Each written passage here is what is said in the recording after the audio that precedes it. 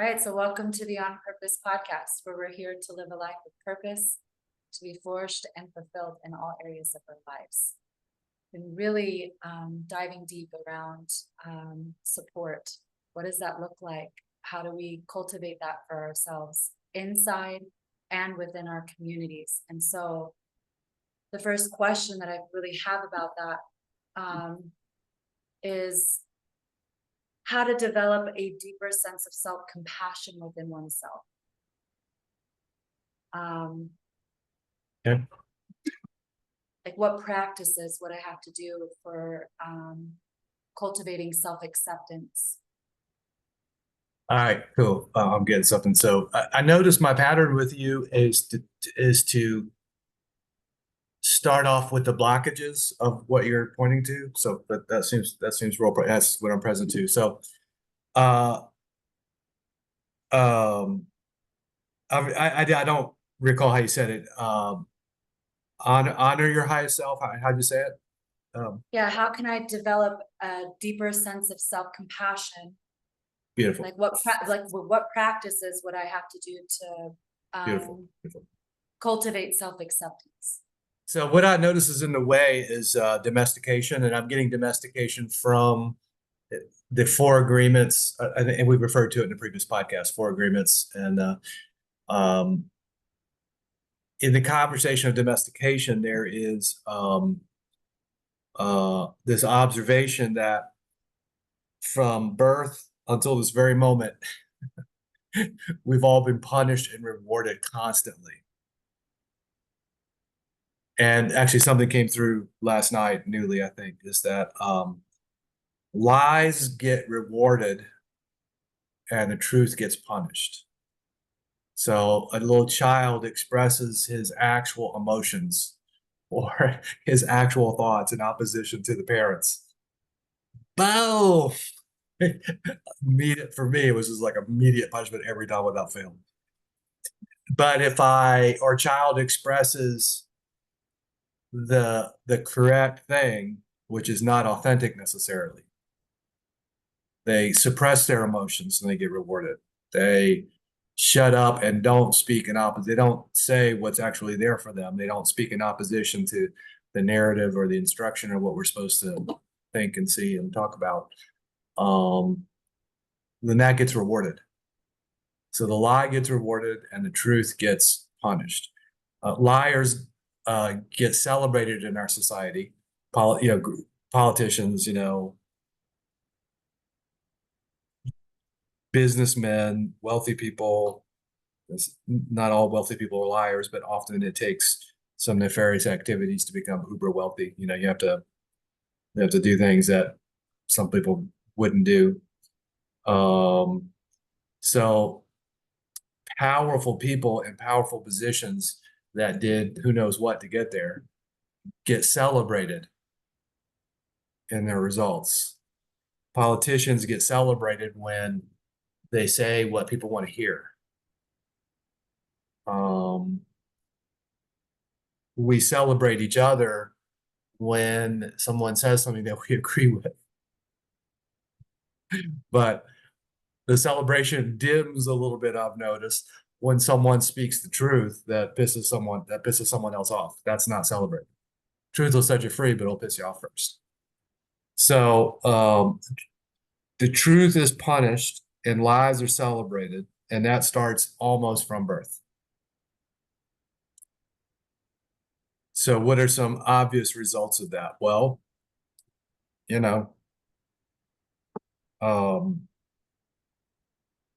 we have fear at speaking the truth. We have fear at going against the accepted narrative. When COVID hit and I heard that businesses needed to shut down for 2 weeks, I immediately reflected on my time. Like I owned a copier dealership in the 90s. And and we were like always on the edge, and if I had to shut down for 2 weeks, I'd gone out of business. No question about it. And then I thought of all of these tens of thousands of businesses that have to shut down for, and of course it wasn't 2 weeks, it was 2 years. But and all of a sudden I realized that everything changed in that moment. The entire country was a different country in that moment. Because no one got to vote on it. No one was held accountable. It turned out that was a terrible idea. It was obvious to me in the very moment that I heard it. But now it's obvious to, I don't know if most people, I think a lot of people are still living in the lie of what they had to do during COVID, the masks, the shutdowns, the injection, the experimental injection. Um, so, but my point is, people, if anybody even asked a question, hey, can you talk to me about the science behind this? Can you be a little more transparent about the source of this thing? Oh, why can't I ask a question about it? And then you see these really powerful people just simply asking questions or speaking scientific data, getting canceled, getting fired, getting verbally attacked. And then you realize very quickly that the truth is not what's being sought, compliance is what's being sought, and not just sought, demanded, enforced. If anybody actually asked a question that will move in the direction of the truth, they were punished in a myriad of ways by their neighbor, by their employer, on social Other media, family. family. Yeah. Well, hold on. I'm just asking, like, when did it become wrong? Well, anyway, so my point of all that is, um, um, the very idea of requesting the truth, the very idea of asking questions that would reveal the truth, the very idea of having an interest in the truth is very dangerous from a certain point of view. If you want to stay in the matrix, if you want to keep your job, keep your friends, keep your family, um, even expressing an interest in reality was highly dangerous. However, if you didn't bother to think of the implicate, like, who's authorizing the shutdown of all the small businesses in the country? Like, who has that authority? Well, actually, nobody does. Well, who's actually who's actually the most authoritative person? Hey, I know what we got to do. Like who's that person? And who are the 10 or 12 people that could have said, no, that's a crazy idea, that didn't say that? So there's this like massive transgression imposed on the country, this massive bad thing. All these people invested their entire lives and their family's money, and put their house on mortgage, their house to start a business. Well, that clearly was a terrible idea, depending on what your objective is, right? So everything I'm saying, this is all detrimental if your objective is to run a country really well. If your objective is compliance and fear and manipulation, then it's a brilliant plan, brilliantly executed, brilliant strategy, brilliant tactics. My hat's off. I consider myself a strategist and a tactician and a pretty quick guy, and my hats are off. That was amazing. That was amazing. But my point is, when we're as human beings, so the result, so this is the reason I mentioned the COVID thing. Probably some people are stirred up, and that's fine. You're welcome. But it's such a recent, really stark example of lies get worshipped, lies get celebrated, truth gets punished, the truth gets convicted, and so it's everywhere. So it's in our, if I'm not at the source of this wisdom, but I've heard many times that trauma stays in your body and that sort of thing. So I'm just assume there's something to that for a moment. All these punishments, and even being celebrated for lying is traumatic. So all the punishments for being authentic, all the celebrations for being a liar, in your actions, being and words, that's traumatic. like I remember as a child, like having to, oh, oh, that, that's what we're doing. So everything you've ever told me is a lie. Check. No one here is interested in truth. Check. Either people can't see what I can see, or almost everybody I know is a fucking liar. Check. Got it. Locked in. I understand the game. Sorry, I was a little slow, but I understand the game now. Like I remember like moments like that. Like, oh, wow. I have to like recalibrate everything. I thought I was literally living in a different world than I appear to be living in. So I remember like various moments like that. I remember one moment, it's kind of a frivolous moment, but it's come up for me a few times in the last few months. So let's, you know, I was in third or fourth grade. My teacher, Mr. Henry, who I like, he was one of the better teachers, you know, in a New Orleans public school system. So, yeah. But anyway, he seemed to care. He was at least kind to us. He wasn't mean, but most of the teachers were mean and frankly stupid. But anyway, he didn't appear to be mean or stupid. Um, and we signed something. Oh no, either I wrote something poorly, or I think I wrote something poorly, and he made me write 100 sentences, you know, to correctly, you know, the right letter. You know, he made me. He was working on my penmanship. And so I forgot how we got there, but somehow I had to write a sentence 100 times. I don't even remember what the sentence is. I will write correctly or, you know, whatever. So I wrote it, and then he asked me to sign it. And then I signed it, and I signed it as a signature.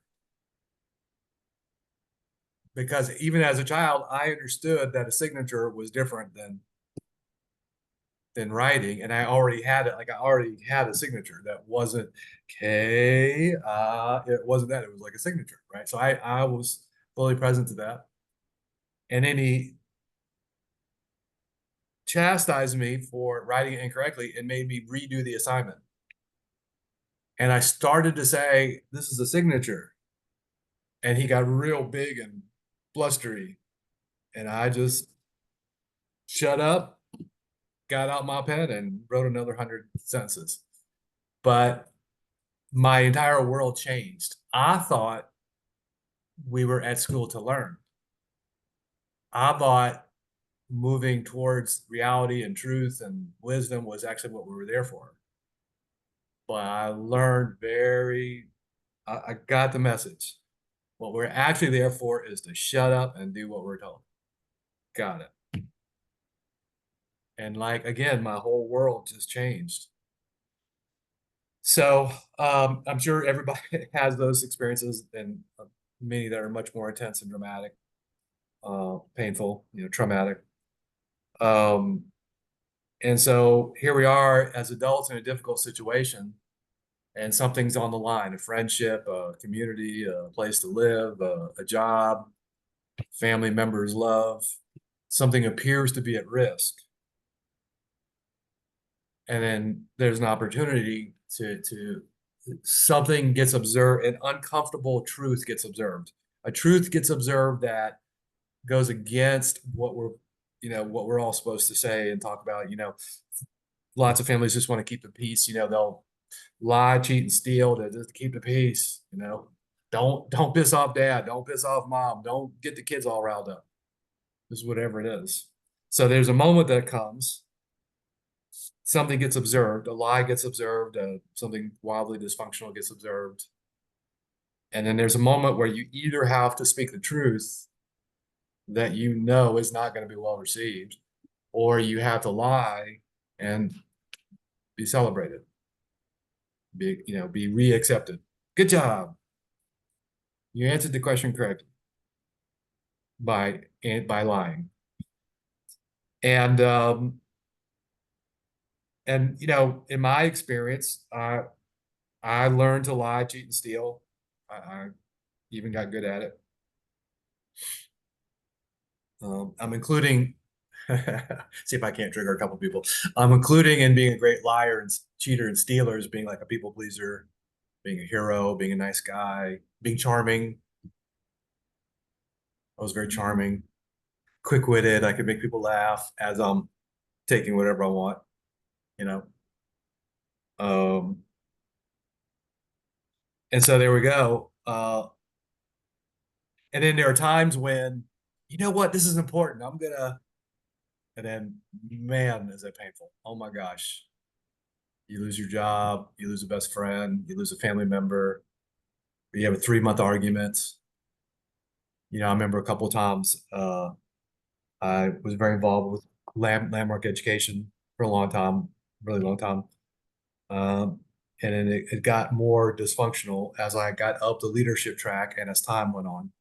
The woke culture was starting to move in. I didn't know that at the time, but the woke culture was starting to move in. And there was a time when integrity was really celebrated and telling the truth was really celebrated and, reality was really celebrated. And then there was a time when it was very political. And if you said the truth to the wrong person, man, holy smokes, it was really unpleasant and painful and embarrassing and all the stuff. It's like, oh, got it. So that then reinforces the next time there's this opportunity to lie or tell the truth at your own expense. It's like, wow, man, that last one cost me a lot. That was only a few months ago. I think I'll just pass on this one. Yeah, you're right. Good job, And I think I'll just I think I'll just toe the line on this one. And so it takes incredible courage. So from the individual, it takes incredible courage to say the thing that you're pretty sure is going to be painful for you, it's going to cause pain for you, and or consequences, getting fired, getting kicked out of a community, whatever, losing a best friend, losing a family member. It takes tremendous internal courage. And it takes being willing to step out of the lie that you're living in. So one of the ways that I've stepped out of the lie that I'm living in is I've left the US and moved to Costa Rica and been part of a community that's creating, Earthwaking Village. We're creating heaven on earth. We're creating sovereign communities where people can, where we actually, it's required to tell the truth and own your shit here. So we actually require what most communities forbid, owning your shit, telling the truth. So, so I, I couldn't maintain my life. I couldn't continue to assist at landmark education. I couldn't stay in my relationship. I couldn't keep everything that I had by lying, cheating, and stealing. I'm using that term very generally. I can no longer keep all of that if I now wanted to be an authentic, honest, sovereign human being. And I didn't see all that. I'm saying it all like, oh yeah, I just saw it all and made decisions. No, I got bounced out of things and I got canceled out of Landmark and I got jilted out of my relationship. So it wasn't like it wasn't like Oh, me. the big decision. Yeah, it wasn't like me surfing on a wave going, hey, I got this. It wasn't quite like that. In fact, there was a lot not like that. But looking back on it, I can see that you can't keep what you build celebrating lies if you join the truth, because that team fires you appropriately. So, sure, I get it. I don't, we don't celebrate having people here that constantly are committed to lying, cheating, and stealing. So, you know, if someone doesn't embrace the truth and own their shit, then they can't stay here for very long. So I get it. You want to have people on your team that are, having your team win. So if you're on the lie, cheat, and steal team, if you're on the matrix team, if you're on the team that, you know, specifically manipulates messages and all that kind of stuff, then you don't want somebody on your team that's going to stand for the truth. So yeah, it's totally appropriate. So getting to having compassion for oneself, I think an awareness of all this is a necessary ingredient to have compassion with oneself. Why do I want to lie all the time? Why? I can tell you exactly why. I'm a terrible person. No, you just saw that it was not profitable. There was too much pain and too much suffering and too much loss if you still told the truth. I get it. Um, and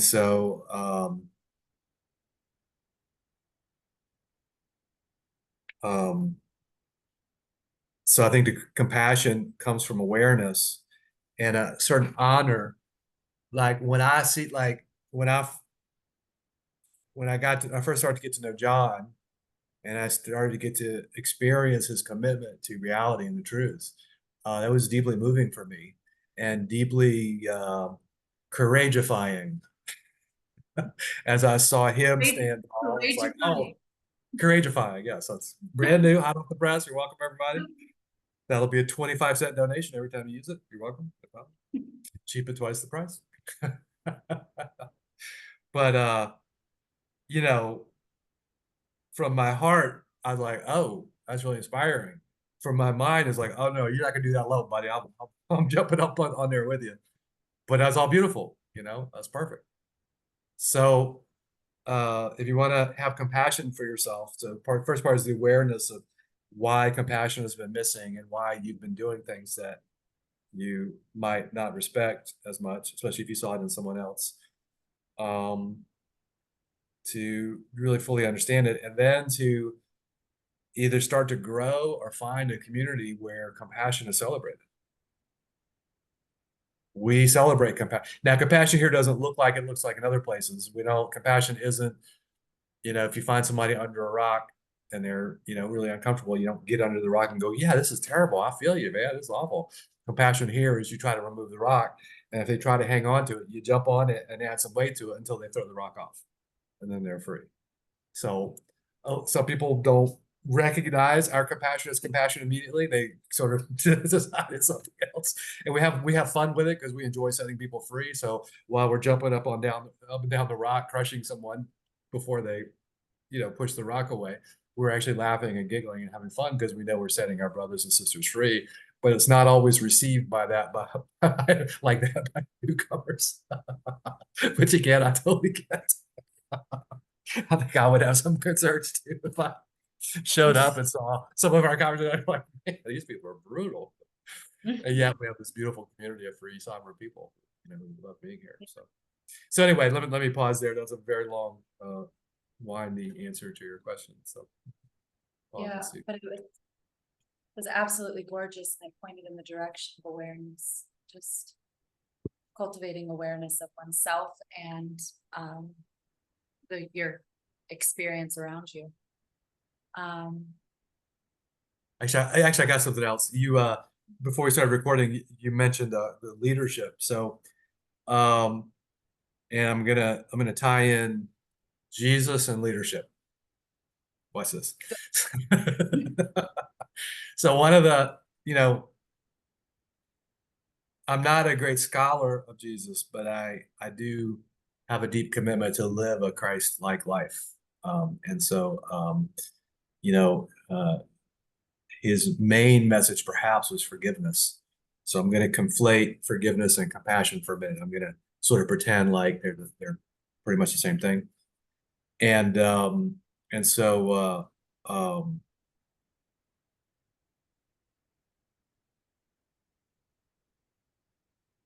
then compassion becomes not just a good idea or not something for you, it becomes the answer for humanity.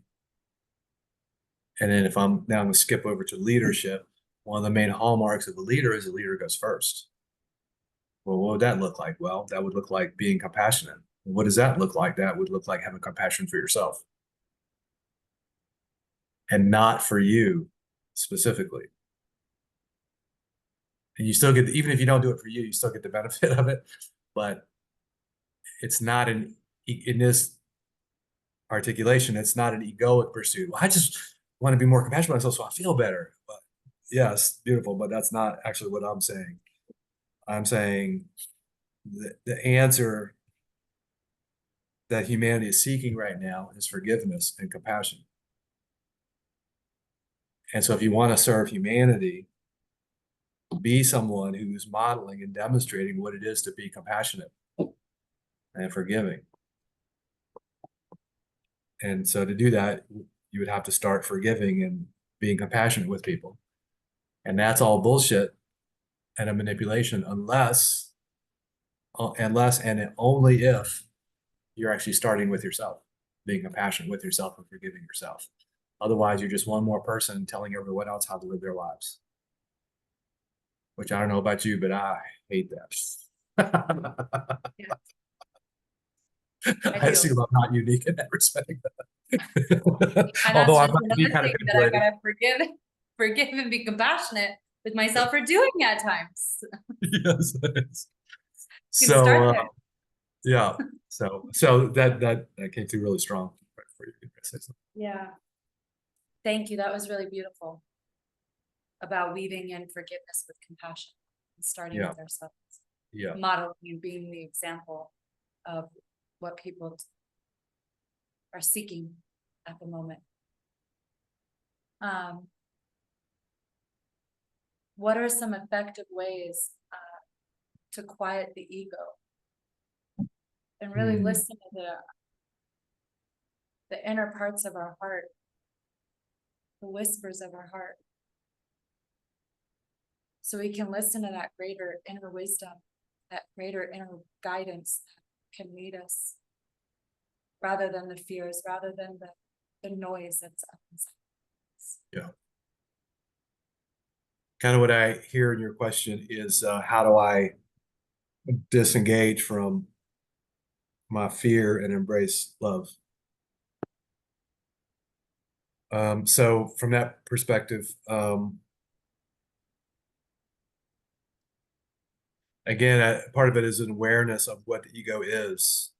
So I'm going to sound authoritative, but I'm humble in that there's many interpretations of ego, I believe, and ways to look at it, but I'm going to look at it very sharply from a particular point of view. And what I'm going to say about the ego is it's completely fear-based. It's a physiological mechanism. It's part of the animal that our souls live in, this animal called a human being. And the ego is the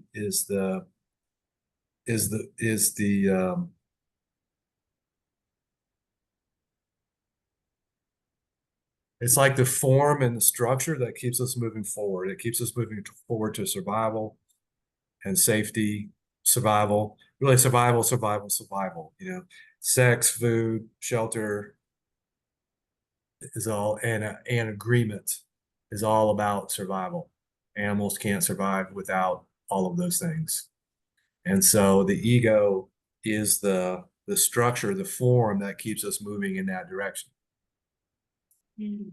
Now, if there was a problem, which a lot of people perceive that there is, if there's a problem with the ego, it's that it has no, it has no concern for anything other than what it's concerned for. So it's not like survival, but let's support humanity as well. It doesn't have that second part. Or survival, but let's thrive and be happy and experience peace, love, and joy. It doesn't have that last part. So the ego is strictly about survival and how to most motivate, how to most efficiently, which is absolutely a commitment of the ego, efficient, impact, get its way. The most efficient way to keep you moving in the direction that it wants you to keep moving is fear. You better do that thing or else it's gonna be really bad if you tell the truth and don't lie and don't shut the fuck up and don't sit down and don't do what they tell you, it's gonna be really bad. Well, how do you know? Because you remember the last time? Oh, I do remember that last time. That was really bad. And I believe you warned me the last time too. Yes, I did. And you ignored it. You saw what happened. Yes, yeah, I remember. Wow, I'm starting to, my heart's starting to race and my temperature's starting to rise. I'm starting to sweat. Oh my God. Oh my God. Okay. And all of a sudden you start feeling better. Ego wins another one. So you have to understand. Oh, also, I think it's important to understand that you probably wouldn't be here if it wasn't for your ego. That constant push for survival actually had you survive. Thank you. Appreciate that. Now I get to do some good in the world because my ego got me here. So I think that's for me, that's an important relationship to have with my ego, to not use it to shame myself or others or beat myself up or diminish myself or anything like that, or be wrong all the time or something. I can listen to my ego say just ridiculously horrible things about people that I love. And I'm not the one saying it. I'm literally observing my ego doing its thing, trying to sway me to the dark side. Like, no. But I'm not even like cranky about it. I'm clear it's not me thinking, and I'm definitely not plotting and scheming. And this thing keeps popping up in my ear.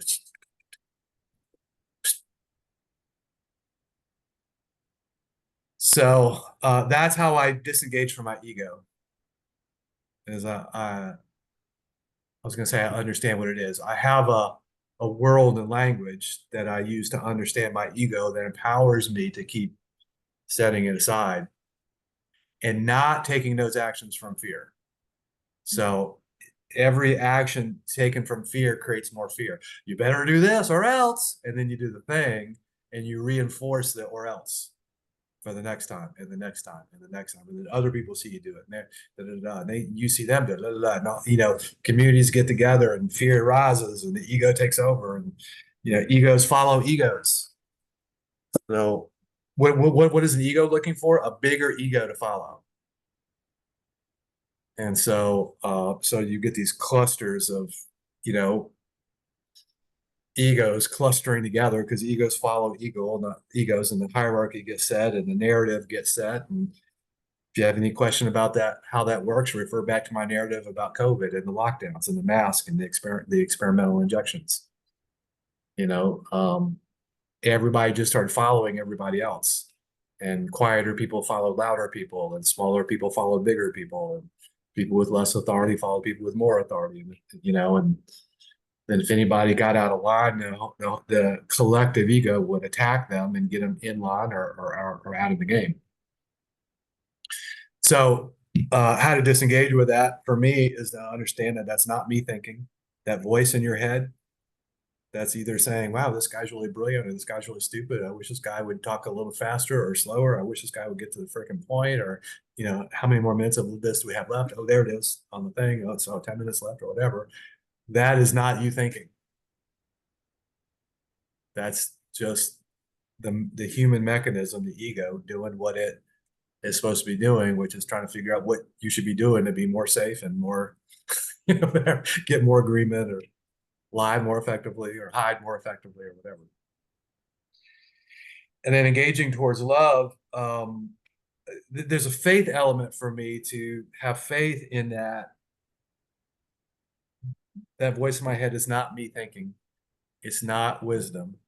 It's not God speaking to me.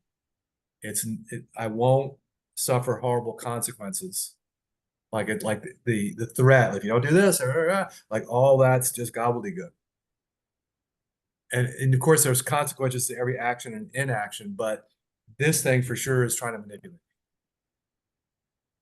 So the only thing I know for sure about what I'm receiving from my ego, that voice in my head, is it's not 100% truth. That's the only thing I know for sure. And it may not be even 1% true, but it's definitely not 100% true. So embracing love for me was kind of a new thing. There was a time when I didn't have any experience of love. And then I had many dysfunctional experiences of love. And just in the last few years, I have a whole new experience of love, like divine love, God love, Jesus love, wisdom love, higher wisdom. And so I've had to develop faith because I've gotten by in life by being smart and aggressive and quick, that sort of thing.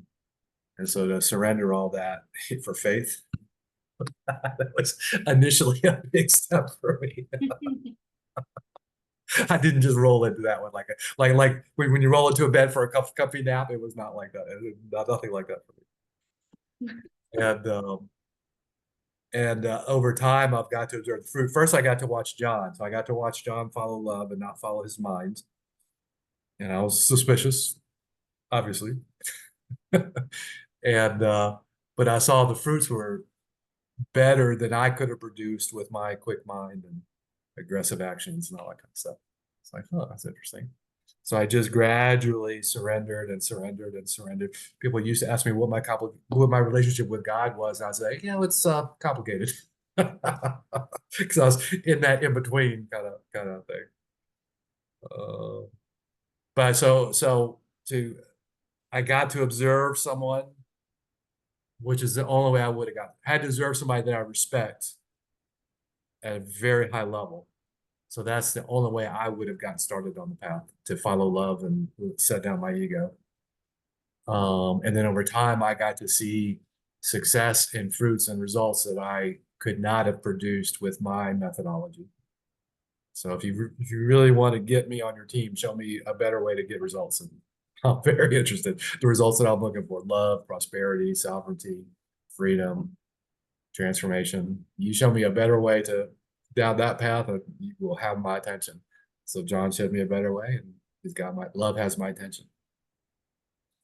And lately, it's been practice. I was tested yesterday. Someone with a massive ego left our village and has been spending countless hours, it appears, creating these really long messages, putting out in various platforms, mostly talking about how evil and terrible I am, and the mission and John and so forth. But the focus was definitely my name showed up about every other sentence. And in the past, that would have really triggered me. In the past, I would have used that to question myself and doubt myself and experience shame, failure, loss. I do experience loss because I love this man and I would love to see him be free and in love and successful, but he's not making that choice yesterday anyway. Um, and but I have I'm faithing, like I have faith in that everything's working for good for those who believe and are called according to his word, to his plan. And so I'm having faith that everything's working great, that I look back over my interactions with him and they're pretty clean. I took a stand on a few things, but I don't know if I'll take anything back. And so that was a real test for me that I passed. Um, and so that's for me, that's faith and grace and humility. Like whatever my perceptions are, they're open to question. However, I think other people should be. That's none of my business. That's the grace part for me. And the faith is, everything's working. And he's where he needs to be right now, and I'm where I need to be right now. And so I'll pause there. Yeah, I'm just really hearing a deep sense of connection, like with your intention, and that's where you place your attention. So it's not on the lies or the illusion or what might be happening right now. There's something bigger at play, and that this is just something that's happening in the moment. And it's not based on happenings, it's actually based on the greater, grander scheme of things that we have no idea. And I'm hearing so much surrender and so much faith inside of that, even though that some of the circumstances might not seem what we'd like them to be in the moments. And I'm like, that's really huge. That's really huge. To be seated inside of that space, it's like I feel very dropped, even just witnessing or experiencing that from this part, and thank you for that. It definitely hits home for me about my leadership and what I've been developing myself. And it's really about the character, and it's not about your reputation. Like you were talking about how this person has been saying things about reputation and all these things. And it's like, no, like that's not even what I'm here for. So I still love you and can just feel your heart inside of that, that we can get lost inside someone else's perception when they're lost at times, and to hold so much love and compassion for somebody to say, hey, it's okay. When you're ready to come home, you're ready. We're here for you. So it really moved me just now, even because I'm like, I get to bring this with me and be that for support of what I'm seeing some of my brothers and sisters going through here in the village, and I keep hearing like people don't know. What was the phrase? People don't know how People much don't. you care until you show how much you care. I think you were Yeah, people here. don't care how much you know until they know how much you care. Yeah, yeah, yeah. Yeah, this person definitely did not know how much I cared for him, for sure. Yeah. My heart just really goes out to the world right now. And also, it's fundamental to be held inside of our values and where we're placing our focus and our attention.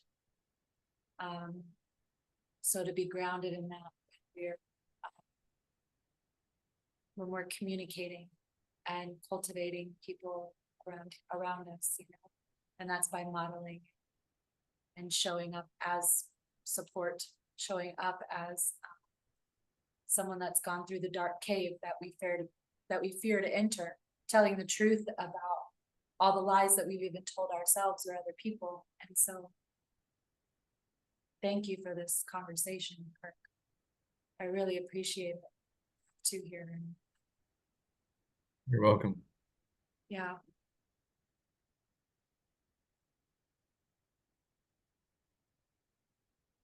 And I really loved the analogy that you brought in about empathy versus compassion. Because it doesn't mean that we don't feel. Like I can definitely feel. I'm a sensitive being. I can feel what somebody's going through. But instead of like climbing in the hole that somebody else has dug for themselves, I'm just going to stand on the outside and say, hey, do you want me to throw you a rope, or you want to That's a come great out? analogy. I like that. I'm like, you want to come out right now? We come out, I'm not coming in, so forget I'm that. not coming in. I'm not getting in the hole with you. Yeah, I'm not getting in there with you. So Oh man. yeah, because there was a moment when I literally it was like a moment, less than 5 seconds probably, but I considered like firing back. Oh yeah, blah, blah, blah, blah, blah, blah, blah. Like whoa, whoa, whoa. That'd be like jumping in the cesspool. Like no, no, no, no, no, don't do that. Be the light. Yeah. Just stand your ground. It's all good. I can totally see. I've been seeing myself with that. I'm like, oh, okay. You want two can tango? And I'm like, no, I don't want to tango. I don't want to play that. No. Like, what are you talking about up there? Let's Yes. just think in real quick. Yes. Oh, you were talking about this yesterday, and I wanted to bring that in as well. With you said the only difference between reaction and responsibility is time. And can you distinguish that for us inside of this? Because I feel like that would be really beneficial for Well, so that was a perfect scenario. That was a perfect example right there. So the first message comes in from this gentleman, and I'm just like, I just figured it was garden variety, whatever. And then like my name comes up, and then my name comes up, and I'm like, ouch, ooh, ooh, wow, whoa, ouch. And so the reaction was, oh yeah, mess with me, watch this. And then stopped. And then so there's the time. There's the conscious pause, divine pause, perhaps might be a nice articulation. And it's like, oh no, no, no, that's not who I am anymore.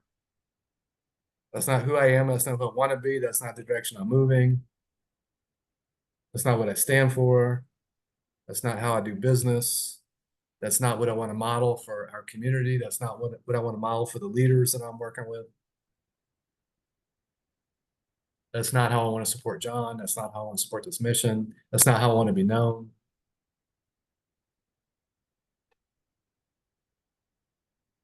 It's definitely not going to help the situation.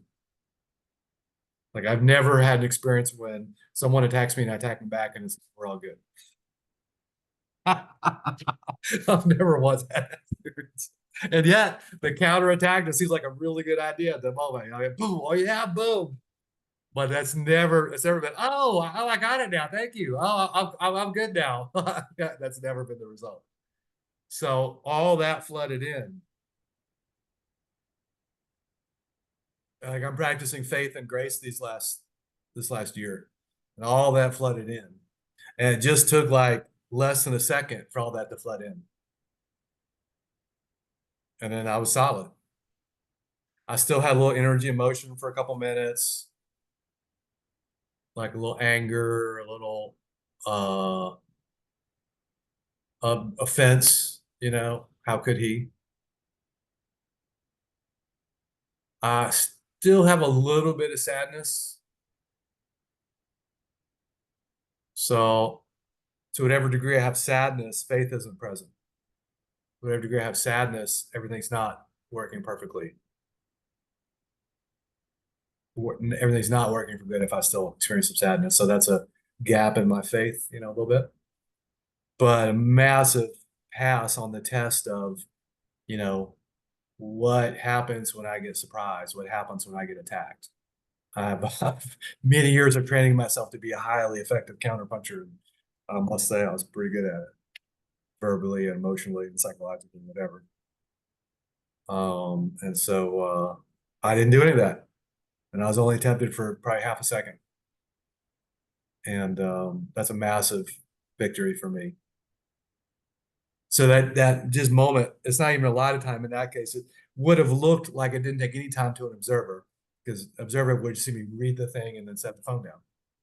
But there was like this moment when I was contemplating his pain that I was going to cause. Oh yeah, watch this. And then, but you wouldn't have seen it from the outside. You would have just seen me read the thing and set it down. Yeah, so I have a commitment like don't take actions from fear, take actions from love. Um, and inside that conversation, there's only one or the other, fear or love. So any action that I take must be from love. It must not be from fear, is my directive to myself. And that has just gotten easier and stronger over time. So part of being better and more reliable at following love instead of fear is the daily practice of following love instead of fear. So anyway. And what comes up is that we've, as a collective, have grown up to go really fast. It's like we got in a really big hurry, and it's brings up the conversation on the topic that we brought up on the On Purpose podcast about outslowing the darkness. Yes. And so if you wanted, like, it's a deeper dive into this, but it's really taking a moment to slow down, and Yes. we're not in this big hurry anymore. Just Yes. really take some time to think about what's really, really important to you. And again, Yes. it comes right back to what you were saying about the awareness and going and deepening yourself into your intention, and then paying attention to that. Like, I really, really hear that. And so thank you. Beautiful. Yes. Yeah. So I feel complete with this. Me too. I feel complete with this conversation. So again, if you would like to cultivate these worlds of language to step into finding your voice from the inside out, we have an amazing program here that Kurt Dow leads. It's called the Visionary Leadership Program, where you can find your voice, where you can find the distinctions inside of yourself, these worlds of language, and really distinguish who you are, who you've always been. So I'll leave that inside of the description box for you down below. And also another thing as well is don't let your pain be in vain. Turn your mess into a message. Every Thursday night from 7 p.m. Central Standard Time. Kirk also leads a message masterclass, and it is just highly transformational to turn all of that pain, to fuel it and put it into something that is so impactful for the world. So again, thank you, Kirk. Thank you, everyone who's listening and watching. May you have a blessed day. Super welcome.